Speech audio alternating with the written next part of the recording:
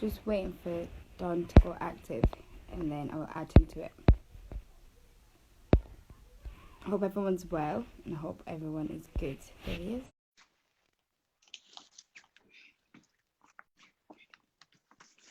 Hello. Hello, Hi, how are you? I'm fine. Yourself? I'm good, thank you. It's been a busy day, but I'm good. How was work? Yeah, it's been another very busy day. Every Good. day's Well, a busy day. a busy day for you is a good day, isn't it? Definitely. Good, good. Oh! Before I had to fall off my seat. It's a good start, isn't it? I know, we're getting there. I'm back at my house now. I've been at my mum's during lockdown, so I'm back in my place. So it's like trying to find a room that has like good lighting, my son won't come in, and just a room with a bit of peace. So I'm currently sitting on like a table. So, Okay, okay. Well, so I've we'll be just back. moved in myself to a new place. Yeah. Um, yeah. I seen how But you we're finding it. You good. settled. Yeah, it's amazing how you can settle in very quickly when Hmm. you've been out of your own comfort zone, your own place. But Yeah. it's all It good. gets like that. At least it's like hopefully it feels homely and it feels like you're getting your feet in. So that's a good thing. Definitely, definitely. Perfect. So we'll kick that off because we've got quite a lot to talk about today. So quickly introduce Indeed. yourself for the crowd and let them know your heritage, what you do, and just what you're about, basically. Cool. So I'm Donovan Pignatiello, and I was born in Paris, grew up in London. My mum's Jamaican and my dad's Italian, hence the Italian surname that I have. I came to the London when I think I was about 7 years old. And yeah, you could say I'm a Londoner. Well, I'm definitely a Londoner. But You say that with such a strong accent. I'm an Italian national, so I've got an Italian passport. I can't vote in the UK. Really? Mm. No, well, you Wow. can't vote if you don't have a British passport, can you? You can do I the thought that local considering that elections. you've been here for so long and it's in Europe, I thought you guys could vote. Yeah, I never applied for the British citizenship when I was younger, and well, Do you think you ever will, or do you think it's just you've got your Paris one or your French one? yeah, I'm cool as I am. You know, Mm. At least you I'm can still cool. get back into Europe when Brexit happens. Well, this is it. Yeah, You so better keep it. definitely. So yeah, apart from that, I've got my own IT recruitment company. Well, I'm a co-owner of a small, successful IT recruitment company Mhm. based in London, in the city. And yeah, basically what we do is supply IT consultants of a technology called SAP to multinational companies around the world. Mhm. Yeah, we've actually done hardly any business in the UK in the last couple of years, and we placed to all weird and wonderful places like Korea, Japan, Australia, South Africa, Wow. Brazil, USA, and all over Europe. So you Yeah, guys are like on like a global scale, not even just like national. yeah, yeah. That's That's really it. good. But Be proud of there's yourself for still that a lot black-owned of work business, to you know. do. Yeah, Still, there's a lot of work, but you're doing work. That's the good thing. So you're yeah, doing great. yeah, yeah. It's every day's a challenge, and Mm. there's no rest for the wicked. And with my ambition, there's still a lot to do. But yeah, Yeah. slowly but surely, we're getting there. Sounds Challenging good. times, but yeah. That sounds all very good. Obviously being of mixed heritage, like, how do you identify racially? So I identify as a black male, mixed race, but I'm an Italian black man. So my nationality, my passport's Italian, but when you look at me, you see me as a black person. Mm-hmm. So that's definitely what I identify to. But I have, taken on the culture of my Italian heritage as well as my Jamaican heritage. Yeah. You know, Do you think that, well, I've got two questions on that. So do you think that obviously because you're mixed and society kind of views you as a black man, do you think that's kind of developed that identity? It definitely plays a part, of course. I Mm-hmm. mean, how people see you is how people will treat you, and not in a negative way, in a positive way as well. Yeah, So people see me as a black person, um, and I definitely identify with the black culture, black music, you know. But of course, these days there's many ways to make a black man. You know, yeah. there's a lot of mixed people which identify. What is black these days? Black can Mm-hmm. be Afro-Caribbean and Asian. It could be Afro-Caribbean and Oriental, like Tiger Woods. It could be, Afro-Caribbean or African and white. So yeah, it depends how you feel more importantly than how people see you, of Yeah. course. Also, my other question was, Italy's quite viewed as like a racist country, and it's quite openly racist. So Yeah. obviously you're in the UK and UK based. How has your experience been when you've been in Italy and things like that? Well, um, I've never so when I've always gone to Italy since I was probably since I remember well, since I was born, Mm-hmm. and I would have probably been one of the first mixed race children, babies in Italy, and I had big afro, Mm. and I felt this big hype around me. Why, the Italian people were just so amazed to see me, and I was just so different. So there was a bit of a, glory, Yeah. but I was always around my family and family friends, and I never felt racism. But as I started traveling as a young adult, people didn't understand how I could have a black pass, have how I could be a black person and have an Italian passport. Mm-hmm. So the checks that I would get at the airports and customs, it would be unreal. Yeah. To the point where they would, I speak fluent Italian, to the point where they would speak to me Italian to try and test me. They would call up, the Italian embassy and see if my passport was really registered with on the government's Mm-hmm. database. So from that point, of course, that's a form of prejudice, but it's Yeah. also, a new phenomenon where, well, how has this person got an Italian passport? But I'm in London now, and I walk past people and they're speaking native Italian. And Mm-hmm. these are not white Italians, these are Arab Italians, black Italians, Indian Italians. And, Mm-hmm. it's completely changed since I felt, these type of, you know, these questionings over my Italian nationality. Yeah. So, yeah, That's good. At least it's developed and it's coming forward at a point. Do you think that your mother's racial background has anything to do with how you identify racially? of course, of course. Mm. Um, Look, as a son, you're going to be naturally close to your mum's upbringing, your mum's Mm. culture. So, you know, she always made sure that I had, an affinity to my roots. Mm. Every year I used to go to Italy, and well, when my parents got divorced, I didn't go to Italy for a while, but I associated a lot with my Italian side, but Mm. there was something that I wanted to reach out and find out. And, I really wanted to go to Jamaica. I really wanted to, be around more, Mm. black people just as a natural curiosity and as a natural way to develop as a young black man. But of course, my mum cooked Jamaican, Yeah. she cooked a lot of Italian food as well. But yeah, I think I was blessed and I had I had exposure to both cultures, You must from be a young well age. fed though, Jamaican and Italian, boy. That would have been a My, nice house to be in. one of my friends used to call me the Domio dumpling as a joke. I can imagine, like chubby cheeks and everything.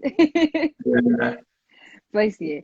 But yeah, I think that's one of my biggest worries because I've got a mixed race son. So it's one of those things of I know there'll come a point he'll question like mum's black and dad's white. So it's trying to introduce him to like the black side when he's with me and when he's with his dad. Like obviously he's getting the white culture, and I think it's one of those things of, will there be a point that he just turns around and says, I identify black or I identify as white? Like, which culture is going to kind of like hit him the most, or which is going to affect him? But then obviously being in Scotland, it's like dominantly white. So it could go both ways. He could get a lot from my household and my friends, but then he could, everywhere he goes, school, shopping, like parks, and his other family is so white exposed. So it could really go to the white side. So you never ever know as a parent. You never know. You never know. But ultimately, it's the education that, you know, you give your child at home, which has a true impact. And then you have a secondary education to, you know, the macro social, you know, surroundings of the country, of the city that you live in. So the most important form of education, the primary form of education as a young child, is education from home. That is, well, in sociology, that's what they say. Because in what I do at university, it's the first thing you learn, and everything you learn from the ages of 0 to 5 sets up the rest of the life. Because it's the household that you learn it in, and it's how you learn how to interact with other people and stuff like that. So absolutely. Yeah, let's hope this household works. Let's hope it does some magic or something. Have you experienced any racial prejudice or any colorism from your peers? Okay, so look, I think everyone's experienced it at one point. Now, when you mean peers, do you mean at school, at work, in a club?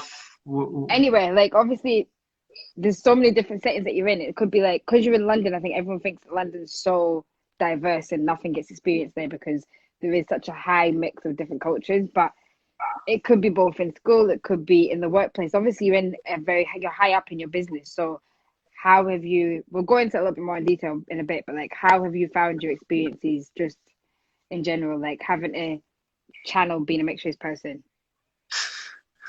Well, look, there's definitely been areas of my life where I've experienced it. You know, from the early days at school, there wasn't many people of color, many black people at my school. So it was always like, oh, you know, the rude boys, or, you know, I don't like them, but you're all right.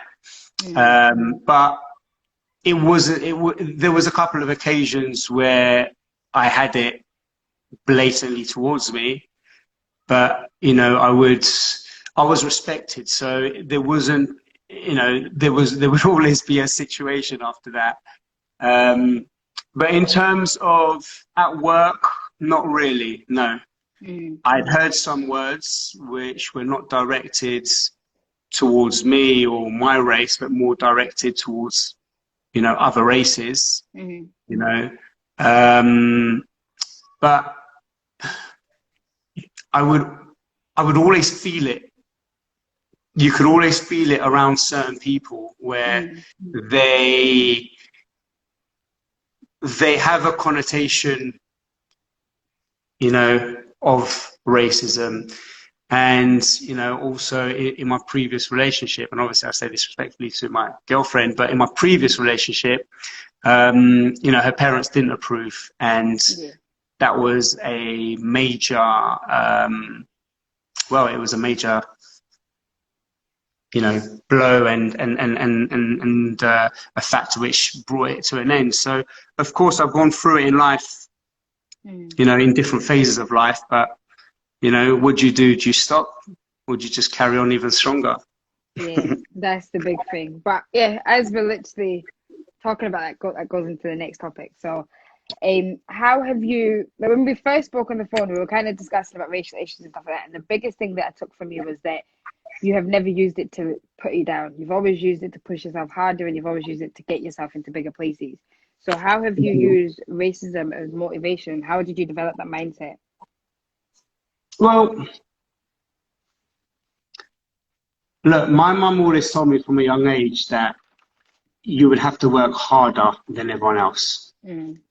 Yeah, because it's a white man's world. You know, it might sound a bit, you know, funny to say that, but realistically, she taught me that you would have to work twice, 3 times as hard as everyone else. So I did. And talent and intelligence has no racism. You know, your IQ is not limited to what race you are or what you're born. It's purely determined by, well, your natural ability and also what you apply yourself to in life. So if it's your, you know, if it's your goal, your vocation to achieve a certain thing in life, then it just drives you forward, and you don't see race as a barrier. Now, the point is, I always knew I was going to have my own business from when I was at university. There is institutional racism, but I chose a path where I wasn't limited by someone else's racism. I chose a path where, you know, I could get to the top and people will respect me. Even if they didn't like the color of my skin, they would respect me purely on what I set out to do in the day, what value I bring to them, whether they like it or not. I think that's a very common thing with the Black community, is that there comes a point where we're very much like, I'm just going to make my own job. Like, I'm going to start my business, I'm going to do whatever and just be my own manager, because I'd rather that than have someone oppressing me on top of that. Precisely. So in that way, like, you had the same thought. Oh, precisely. Yes.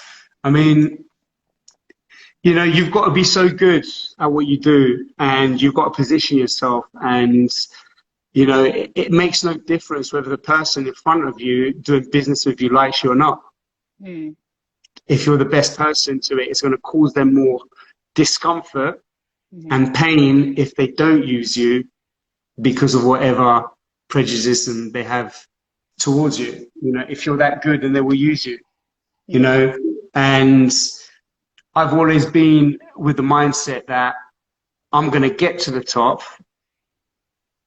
and change it when I'm at the top. So, you know, this is what we need. This is, you know, this is what is going to take, you know, the community to that next level. Because if you know, if you can influence and empower and lead people to follow you in a certain direction, and, you know, there's different levels and different goals that people have and different, you know, perceptions of the top, but everyone can make their own difference in their own way, you know. So I've never seen it as a limitation, because, you know, I've always just worked hard and had my goal, and I can proudly say that I'm on track. Yeah, that's good. Well, it seems to be. Look at the background. You seem to be on track. You seem to be doing well. But yeah, I think that's one of the things of, like, the Black community is so hardworking, and we're so undervalued about the work we do, because you can give us. It's one of those things. If you can give us the most menial task, but because we know we have to prove ourselves, we will go and do it above and beyond. And that's the one thing that I'm always proud of our community for. And I'm always like, look at how hard we can work, and if we can put that into each other and unite and build that within each other, then look at what can come from that. Absolutely, yeah. Absolutely. How have you found it having to learn or unlearn behaviors to push yourself further? Sorry, can you repeat? How have you found it having to either learn or unlearn behaviors to push yourself further? So in a sense of, it's one of those things, the common thing, like when you speak to people in London, they're always like, I have to not be as hood or street when they're in, like, the corporate world. So, like, have you ever had to unlearn behaviors or learn how to deal with corporate people, or, like, how have you found, like, have figured that one? Now, I have a different view on that. Why do we have to be hood because we're Black? Why do we have to unlearn? Why is there a certain way that we need to act or dress or walk because we're Black? Why, you know, why are we not just humans, regardless? You know, so I haven't had to unlearn anything. Obviously, there's a certain perception that goes with certain people, places you go to, certain ways of dancing to certain music, okay, I get it, part of the territory, but Mm. why does it have to be, that we need to tone it down? You know, Yeah. I like wearing suits. I like to dress smart. Mm. You know, I like to speak, and look, it depends how you want to be seen and perceived. Yeah. You know, I Sorry, my believe phone's literally just strongly. unplugged. I believe strongly in command and respect. Mm. And command and respect doesn't mean you better respect me or else. Command and respect means, position yourself in a way that people take you seriously. Yeah. So if you can't articulate yourself, if you can't speak in a way that people understand exactly what you mean, where you're coming from, what you're saying, and where you're going, Mm. but that shouldn't be limited to a certain race. Now, look, I get it. There's some people that are used to speaking a certain way, will have a twang to the way they speak, but we need to see past that. Yeah. We don't need to, okay, I've got my suit now, I'm in the city, so let me speak like this. Mm-hmm. So if you flip it, what do you think on? So obviously, like there's a whole thing that some white people develop a black scent, and it's like when they're around black people, they'll say certain, they'll just have, and they add things to their vocabulary, and they talk black and how they perceive it to be black lingo or whatever. So where do you think that comes from?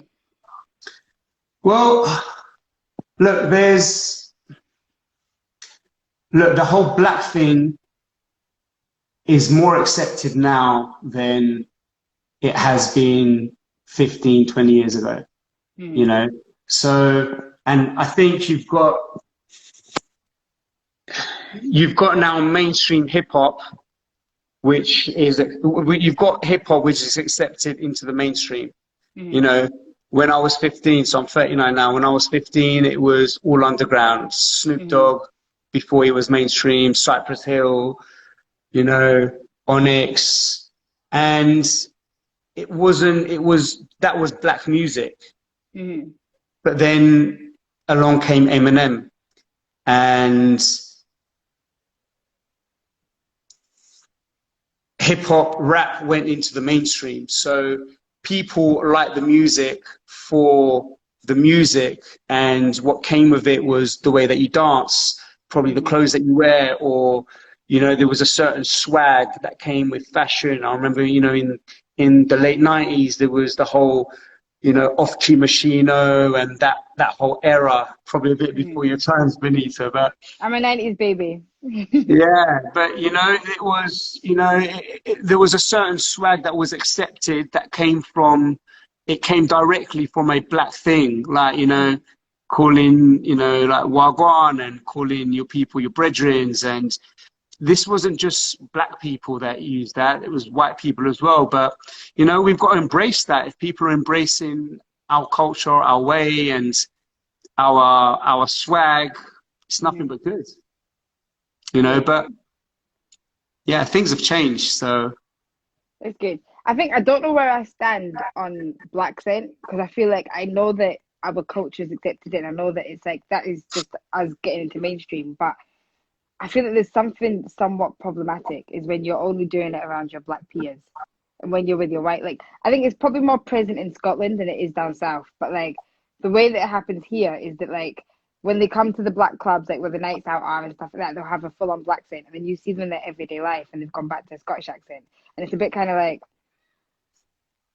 so last week you were from Cockney, like you're from Peckham, and this week you're from like the north of Edinburgh. Like, where does it add up, or whatever? So I think that's where I see the problem in it is when you're only doing it to suit your surroundings. But if that is just how you are as a person, then that's fine. Be that person. yeah, I think people essentially they need to be true to themselves. Mm-hmm. So if they're white and they identify with the black culture, the black thing, and they love black people, they love black music, they love black food, and they want to dress in a way that probably would be seen to be that's more how black people dress, then so be it. Because, Mm-hmm. if you're born white but you identify with black, so be it. If you're born, a man and you like men, then so be it. You just got to be true to yourself. So Yeah, it's the same principle in my eyes. yeah. Um, What is your belief on the whole being given opportunities to us instead of creating them? Obviously, you've said quite a bit yourself in the sense of you wanted to start your own business, but like, where do you stand on that? Like, what do you think about the whole people expecting like opportunities to be given down to them? Yeah, this is a problem. I mean, everyone expects something, and I don't think many people are really willing to work for it or Mm-hmm. to put the actual work. But look, I come from an ethos where, you know, don't wait for someone to give it to you, just go out there and do it yourself. I think that's the key in life. Mm-hmm. Um, I don't think you should accept anything in life, you know. Um, we all look, if we're healthy, that is these days, that's just a blessing. Mm. If we're born in the UK, we all have the same, we all have the same access. We're in the world of the times of information where we all have the same access to all the information. So, the person that waits for the opportunity to be handed to him, Mm. he could be waiting a long time. The person that goes and seeks for the information and builds their knowledge and, works and finds a way to learns the talent and then creates the opportunity. This is where you earn your respect. Mm. This is what I respect in life. This is what I take my hat off to. Yeah. But I've never been one, and I wouldn't encourage people just to wait. Now, you've got to understand that I'm in a profession where you make it happen. No one's going to come and do it for you. Yeah. So, and I've come from a life where, my parents didn't really have much. So if I wanted something, I had to go and get it. Mm. I had to make it and I had to earn it. And when you can do that, you know the value of everything. You know, Yeah. some people just know the price of everything, but the value of nothing. Mm. That's yeah, it's true. I was just reading one of the comments and someone was saying that in the UK things are made so easy for people to be lazy and yeah, it's very true. Like I don't think this is just the UK. I think this is now like a Western problem. In mhm. the US, I think it's the same thing everywhere because a lot of people, there's a lot of distractions. There's a lot of distractions these days. Mhm. You've got crap TV, and you've got, the day, the times we live in, the times of idolizing people. Mhm. You've got sports, which is probably a very big distraction. You've just got so many reasons why you shouldn't do it Mhm. if you're not determined enough. And it's like a weird thing is that I was with my friend and her kids are like older, about teenage age, and it was weird because I was like, "Oh, what do you want to do when like you finish school?" And we were just talking about that, and one of them turned around and was like, "I want to be an Instagram influencer," and I was like, "That's not a job." Like, if I did that in my mum's house, should have backhanded me anyway. So like in Africa, that's not a job. So I was like, "But what do you mean?" And she was like, "I just want to be Instagram famous," and that was like her whole mindset about it. And I was like, obviously I can't judge anyone's parenting, but and it's not even a case of parenting. It's the fact that like everyone just thinks that if you're famous online or whatever, that's you set up for life, and you don't have to do any actual work, and you don't have to do whatever. If you go on a TV show, then you can live your life how you want to live it and stuff like that. And I was like, it's actually a shame that kids these days, and it's only just going to get worse, but that is what they're looking up to, and that's like back in my day, it was kind of like, oh, I wanted to be like a doctor or a firefighter or something like that. It was something that actually meant value. Whereas now it's more like I just want to have a blue tick on my social media. Well, this is it. And I mean, look, we've just had an influenza, COVID, and who are the real heroes of the world? Mm. The frontline workers, right? The nurses, the doctors, controversially, the good police that still have to go Mm. and work, and I'm saying, I repeat, the good police. Um, but, the teachers, they're going to have to, I believe some of them have gone back, so we're in times of, celebrities are glorified and everyone wants to be a celebrity. And unfortunately, Instagram's made it possible on a smaller scale for the masses, for everyone.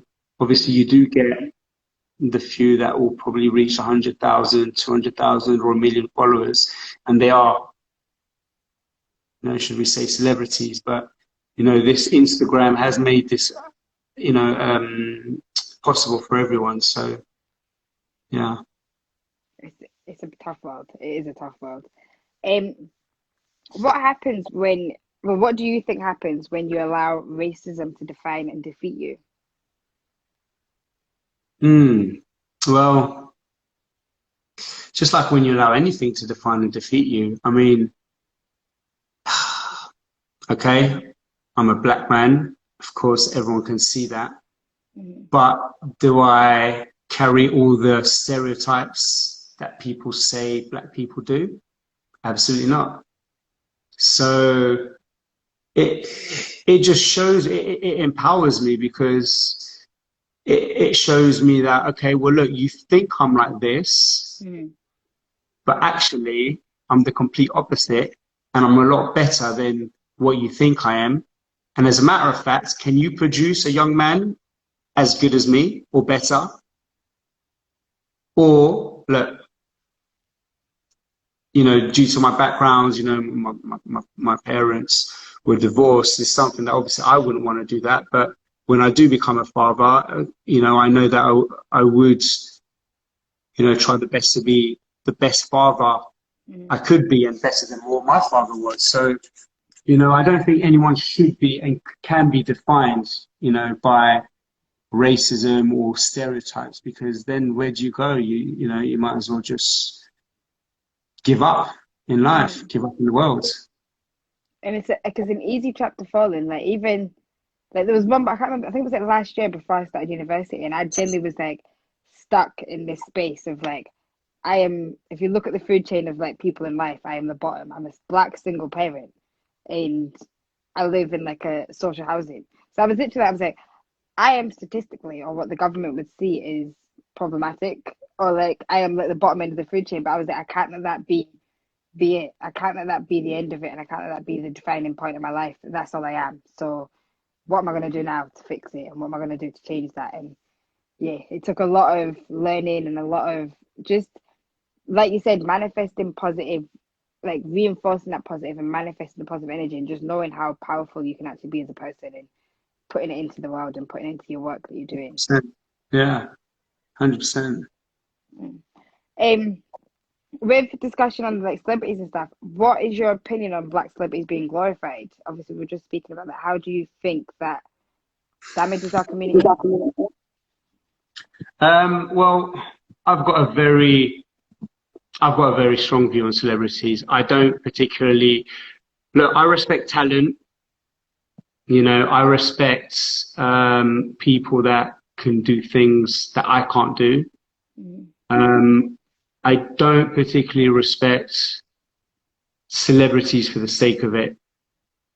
I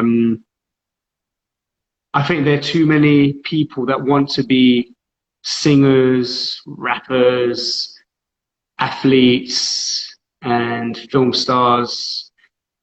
We need less of that. I think that there's a lot of wrong role models, black celebrities, which, are just giving the worst image possibly of what a successful black person is. And unfortunately, when when the kids see that, that's exactly what they want to be like. And they don't know no better. Yeah. People believe that celebrities have got all the money, but they don't. It's business people, but it's because they see the watches, the cars, and the videos, and on the newspaper, in the newspapers, in the media. But yeah, I mean, I personally I value my time, so I don't give my time to celebrity news, celebrity gossip, whether it's black celebrities, white celebrities. I just don't give them my time, period. But I do think that You know, look, you can't knock the hustle. So guys like Anthony Joshua, Lewis Hamilton, they're doing their thing. Yeah, they're Mm, boxers, they're athletes, they're doing their thing. Now, you can't ask them to, take 50% away from their time to start empowering black people in a charitable way because, mm, they're athletes, they're entertainers at the end of the day. However, there's some that just spend their time, trolling people on Instagram and showing on YouTube how much money they got. Okay, cool. But what, you're not really showing anyone anything of value, really. You're yeah. just trying to remain relevant to people that just don't know any better. So, Mm. yeah. That's fair. What is your view on Obama? Because I think some of the black community is quite divided on him and what he did. So, do you think that his presidency changed anything? And if it did, do you think it was for the better or for the worse? Hmm. Well, I believe that there's elitists that rule the world. They're completely indifferent to they're completely indifferent to having a black leader and a white leader. Hmm. So the job of a president is to deliver the message. The president doesn't have all the power to completely do what they want. They're delivering the message of the ruling families. Now, at the time, you got to look at what was happening at the time before Obama got elected. Mm. The world was in a very bad place. America was in a very bad place with the Middle East, you know, the recessions, the dot-com bubble, the financial crisis. I believe that they put Obama there to literally show the world, okay, this is the worst it's been. We're going to give you change. The complete opposite to Mm. what you have, i.e., a white man running the world, is a black man running the world, which Mm. would kind of like, you know, appeal to the Middle East. But look, I don't discredit anything that Obama's done. He's obviously a very respectable and, he's a very respectable and successful person. Mm. But I don't think it's changed anything. I mean, look, if it did, we wouldn't have, killings of, you wouldn't have policemen killing black people just any other week or month. That Mm. hasn't changed anything. But it's not just a political, subject. I think Obama's a great, figure for the black community. I think he's done some great things. Hmm. However, like all politicians, they're instruments, and they're Yeah. instruments to deliver a message. There was one thing that I'd read, and it was basically saying that since that when Obama was in the White House, the amount of like black people that were stopped and searched or pulled over in the car rose. So it was like one Really? of those things of like even though there was a black man in there like in power, it was still very much like in the streets we're gonna still be just as racist and still do all the bad stuff that we're doing. Well, this backs up my point. Yeah. Whether you choose the left or the right, you got someone that's, controlling and influencing both sides. So the message is the same. It's just, Mm. damned if you do, damned if you don't. True. True. True. True. Practically, more or less. But yeah. I think the one thing with Obama that I was most like, I think this was a personal disappointment, but I think I always expected him to just get rid of guns and just stop gun laws in America because that's the biggest thing that like if you've got like a gun to shoot someone, once they're dead, the police can then do what they want with it. And obviously, Americans are getting killed in the street by white citizens. So I thought that would have been one of his like first things he would have done, but he never Well, did so. this is, like I said, this is above Obama. This is their constitutional right. Hmm. One man can't come in and just change it because it's $1 billion industry. So politics is just about money and business. Hmm. That's what people don't understand. Hmm. Politicians, the government plays the god of the world, which decides who lives, who dies, who gets bombed on, who gets help, and gun sales makes money.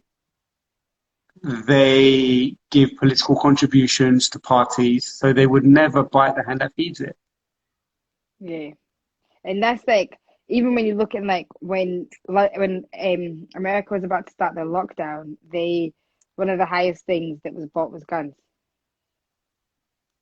And it Yeah. was like, I think it was like top three. Like, yeah, it must have been like guns, toilet roll, and like sanitizer. And that was their like top three. Well, it's just a way of living. I mean, people believe it's their right. I think the last time I went to Vegas, the taxi man said to us, look, when you're in the clubs, don't argue with anyone. The Mexican don't like the blacks don't like the whites, the Orientals don't like this. Everyone's got guns and they'll use it. So it's Yeah. just the way it is out there. That's the one big thing that scares me about going to America, because I'm like, I don't want to die in the street. Like, I'm not Well, trying it's to, not and I that know. bad. It's not Oh, I that think bad. it's I just, I think, have that fear. And you know what it's like in the UK? Like, if someone says something to you, like, what? Like, what are you saying? And you'll like react to it. So, like, in America, I can't do that because I'm like, yo, they're going to shoot me. Like, I can't say nothing about it. I'd probably yeah. be really worried. Um, what do you think about black celebrities and the stereotypes that they base on our community? Because I feel like a lot of times they are the poster for us, and everyone just thinks that how they act is how we act. Well, I would say I'm nothing like what they post or what they portray. Mm. So, they do portray that they're reckless spenders, that they just buy just silly, shiny things. We all like nice things, but, it depends what you associate, what your goals are in life. There's always going to be that person that spends more than they need on things that they don't ever need. So, it depends on the celebrity. You got low key celebrities like Lewis Hamilton that are not so flash. Mm. You've got the likes of Floyd Mayweather, which I very much like as a boxer, but he's just over the top and Yeah. just shows it's all about the money. But you've got wannabe. You got celebrities that also want to be Floyd Mayweather that give that Mm. brash, flamboyant image, because they associate that with success. But yeah, Okay. It is one of those things that, like, I feel like within some of the black celebrities, it's more about not what they've done in their careers and whatever. It's more just like, okay, so they were wearing a Gucci thing and then this brand and then this brand and whatever. It's not so much like, since being in fame, like, this is what they've done, this is what they've achieved, and this is their career path. And it never gets focused on that either. mm. Um, Yeah. I mean, look, in my opinion, yeah. for every black celebrity there is, for every black athlete, for every black singer, for every black actor, you need 200 black entrepreneurs coming through. Mm. It needs to be a 1 to 200 ratio because, you know, celebrities are not going to change the image of black people. They're not going to change communities. Yes, they change their own image for their own financial gains, but it's not going to elevate a whole community. So, we need new inventors, people that are going to create new financial systems. We need the next Elon Musks. We need, just business people coming through. But the problem is people don't see business as they see it as probably tiresome or too much hard work and Mm. probably not as fun, Mm. but realistically, if you've got a whole community of, you know, this person's starting up an apparel, brand or a hedge funds, this new technology, crypto, this new application, cloud computing. This is what's really going to elevate black people and how they're seen, you know, by everyone, because it's not just, look, the thing is, Black Lives Matter, it's not just, there's a lot of, how white people see, but it's not just white people that see black people in a certain way. It's Asians, it's Arabs, it's many different cultures. So we need to obviously have, you know, a different mentality. Mm-hmm. Everyone wants to be a celebrity, but not everyone can make it as a celebrity. That's a Mm-hmm. fact.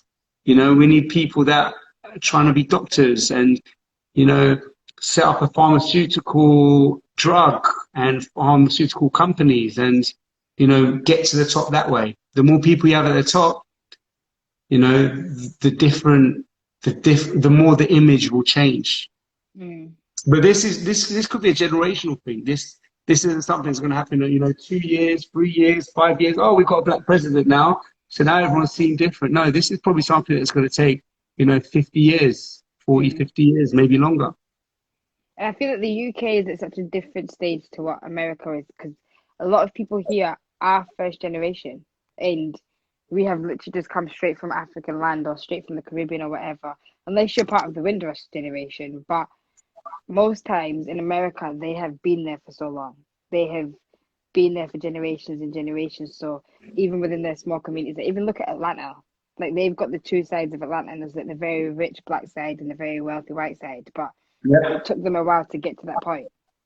yeah, So I think the UK we've got probably a couple decades or like a century in us to do something, but at least it's kind of starting now. definitely. No, I completely agree. It's not an overnight thing. Mm. Um, who do you consider to be leaders of the black community? Not so much celebrities, but like actual leaders. Um, Unfortunately, they are just celebrities. Okay. I mean, look, they're a couple of, they're a couple of business owners or respected people in the city, but they're not known. So they're leaders to their direct followers, their Mm-hmm. employees, their peer groups. But are they leaders that can give an impact on a bigger scale? No, unfortunately. Look, I would say you've got Obama, you've got Oprah Winfrey. Look, what Lewis Hamilton was doing when he was voicing with, the statues and the whole protest in the last couple of weeks, Mm-hmm. that was very commendable. Marcus Rashford putting pressure on Boris Johnson to help with the free school kids Yeah. meals. That's commendable. But we also need different types of leaders. Mm. And it's one of those things that even if because you're not in the limelight and because you're not as exposed, people won't think you're actually doing a leader's job. But it could be that even if you are a teacher and you're telling the school that like what they're not doing wrong with racial issues and stuff, that person's a leader. Like there's a leader can be in so many different settings just because they're not like on a big Definitely. scale and not like globally known. The thing is, everyone has the opportunity and the duty to be a leader Hmm. because leadership starts with your children. Yeah. So you don't have to just be a leader on Instagram, on the TV, in the business world. Hmm. Look, if you don't like being in the spotlight, that's fine. Be a leader to your children. Yeah. Ultimately, that is that is a duty for everyone that has children. And look, you don't. Why stop there if you don't want to have children? Be a good role model to the people around you. So Hmm. yeah, But yeah, that makes sense because it's one of those things of I think sometimes I'm quite hard on myself for being a single parent, but I'm very much like I want my child to see me as the strongest person that he thinks in life. precisely, And precisely. anything he thinks that anyone can do, mum can do it 10 times better. And I make it a point to be like, mum's strong, mum's whatever. Like even this morning, I can't remember what we were doing, but I was fixing something. He was like, mum, that's a man's job. And I was like, who told you it's a man's job? I was like, I don't have a man. Like, who's here trying to do that for me? And I was like, mum can do anything. That's what mums do. Like, we can do whatever we want. So, yeah, I get that with the whole, like, with your children, you need to make sure you are the leaders and you're very much like the higher power in the household and you can show them how to be like good people and stuff. Absolutely, yeah. With regards to family, how do you feel about the leadership that comes from missing fathers, and how do we as a community heal from the gap of male role models within the Black community? There's definitely a gap. So my mum's Jamaican, and I can only speak for what I see, and yeah, I want to change that stereotype myself. Mm, I don't want to be here, there, and everywhere, have kids here, there, and everywhere. So I think it's never too late to change. Like I said, this could be a generational. It could take decades for this perception to change, but it starts with now.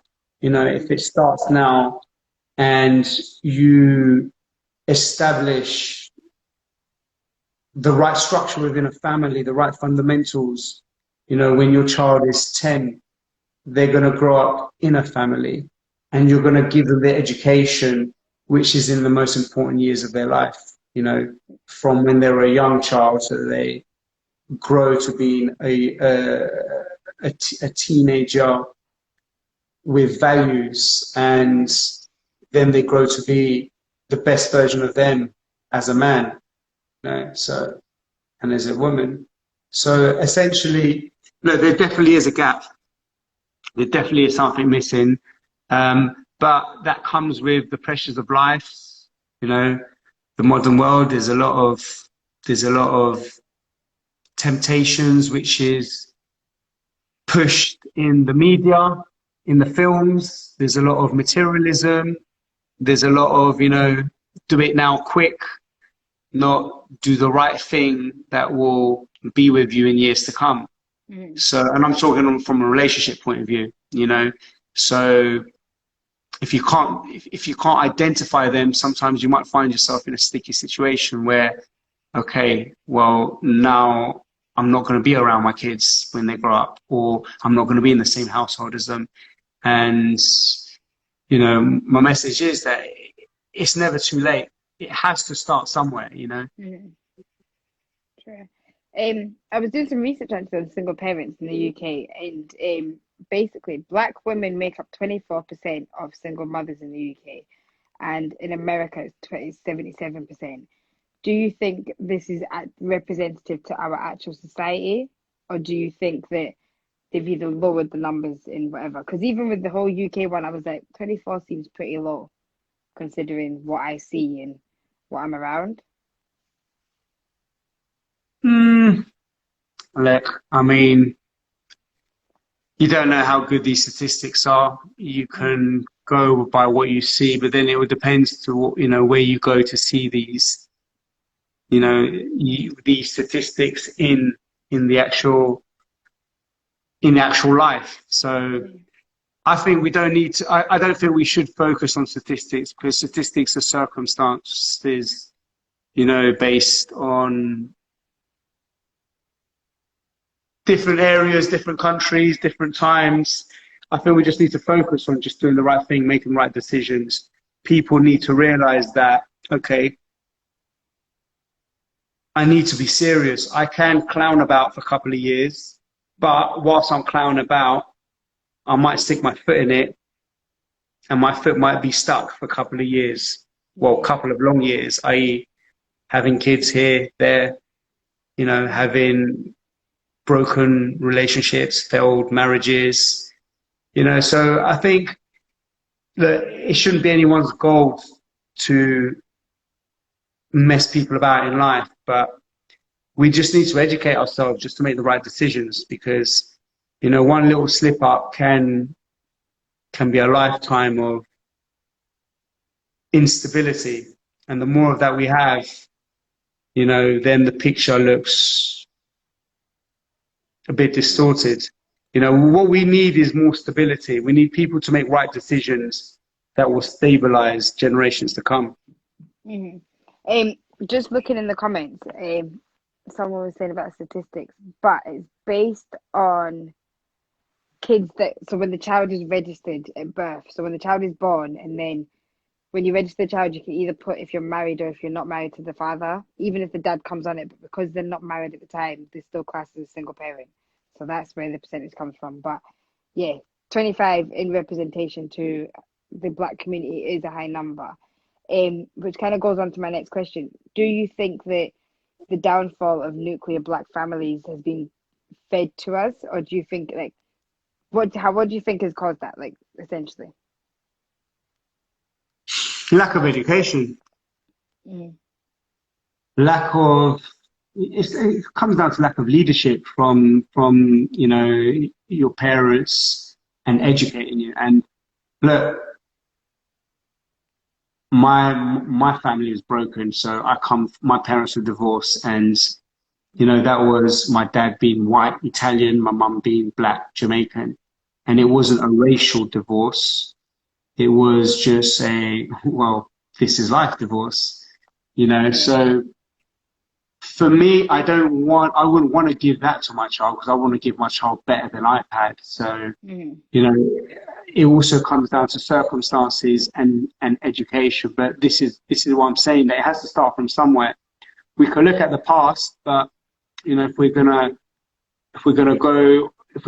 base the future on the past, then we're never gonna get anywhere. So a good place to start is now. So as long as we have high standards for ourselves, and we make the right decisions, and we're committed to empowering each other, mm, this is all we can ask for, because we're all in the same times. We have the same amount of time in the day.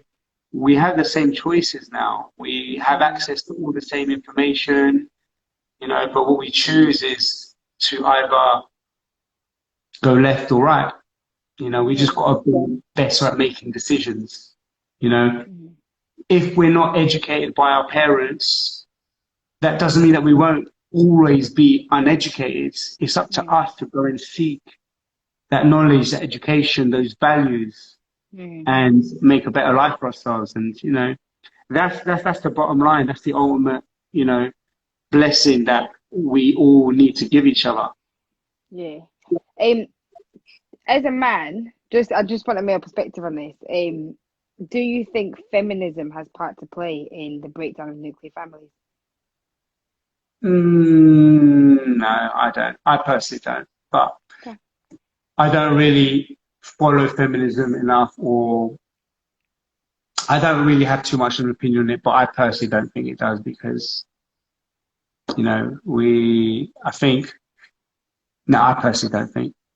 Okay. I just wanted to ask because I've had a few conversations about it, so I was just kind of let me just ask and see.